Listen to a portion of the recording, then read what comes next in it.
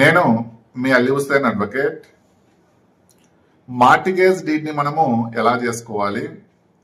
ఒక వ్యక్తిని మనము అప్పుగా ఏదైనా ఇస్తే, ఒక వ్యక్తికి మనం అప్పు ఇచ్చినప్పుడు తన ప్రాపర్టీని మనం ఏ విధంగా తాకట్టు పెట్టుకోవాలి అంటే, మన దేశంలో ఆస్తి బదలాయింపుల చట్టం 1882 అమల్లో ఉంది. ఈ చట్టంలోని సెక్షన్ 59 ప్రకారము మనము ఒక ఆస్తిని తాకట్టు పెట్టుకొని, అంటే మార్టిగేజ్ చేసుకొని,